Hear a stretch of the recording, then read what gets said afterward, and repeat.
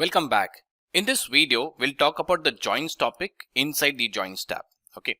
Now joins you can consider like VLOOKUP in Excel. Whenever you have some data set and you want to find out the matching records from the data set, then you use a VLOOKUP in Excel. Okay. Same way, joins is kind of a replacement, I can say, or a similarity between VLOOKUP and this one joins part here. So it's a term which has been copied from SQL language, or there are many other data sources which uses joins, left join, right join, inner join, and etc. So in this video, what we'll do is we'll try to understand what are the different methods we can use this join and where it can be useful. Let us see that example. Very first thing, let me show you the data. I have this data, name of the file is joins, name of the sheet is employee data. Purposely, we have kept it very small data. So very first thing, the name of this data set, it's nothing but employee location, and second is employee details. So employee location will have the ID number and the location where the person belongs. Because in the company, people know you by the ID. Okay, very few people know by the name, but the organization will understand by the employee ID. So I've given the employee ID as a number, as the identifier, and the location.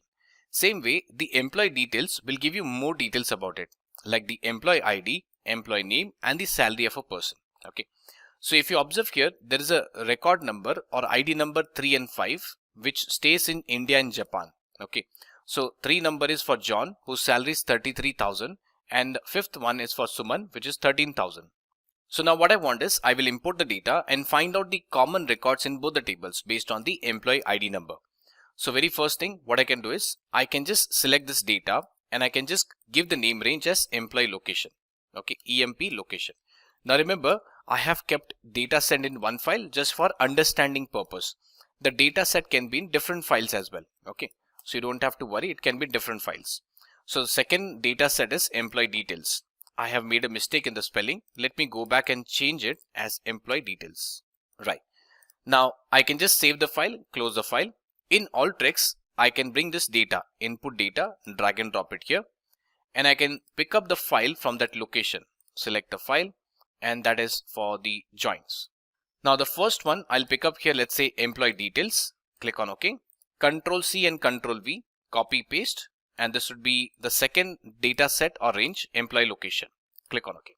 So the first one, let me go to the annotation. It's a very good practice. You should follow everyone, because a new person joins the company, how he or she will understand what is the data set. So in order to make their work easy, okay, you can do that. Yeah. So employee details, employee location. Now I can go to the joins tab and bring here the joins. Okay, join tool from the join tab. Drag and drop into the canvas. If you observe, it will only accept one at a time. Okay, not both of them. So the first one I'll connect to the L, second one to the R. What is L and R? L stands for left table, R stands for right table. Okay. Now when I select the join tool over here, on the left hand side, if you see in the configuration window, it will ask me two things. Do you want to join based on record position or based on specific fields? Okay.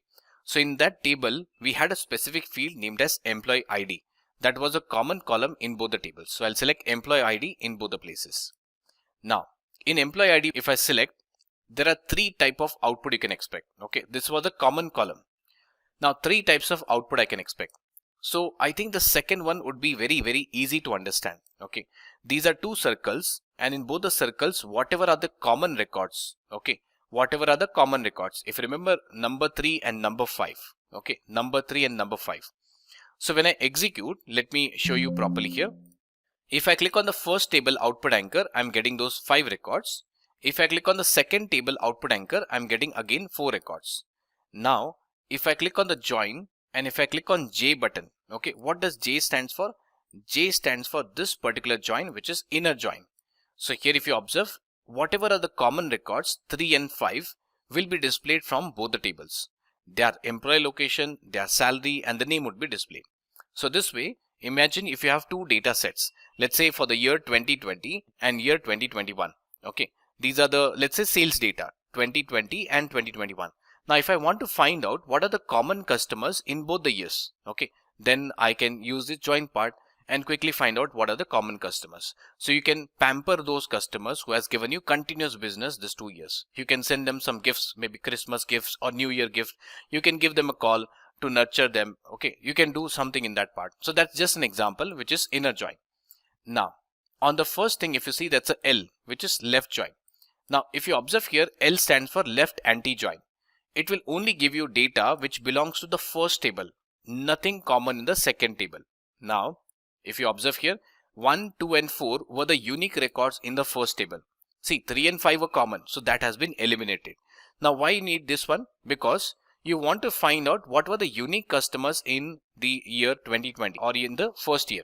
So why you need to know? Because you can understand these are the first customers who came, okay, which has not come in the second year. So you can quickly find out and take some action. You can start calling them, ask them what happened, ask them a feedback, anything went wrong, something like this. Same way, R table, if I click on the right hand side, this is R anti, what you call right anti. So right anti will give you only customers which are in the second table.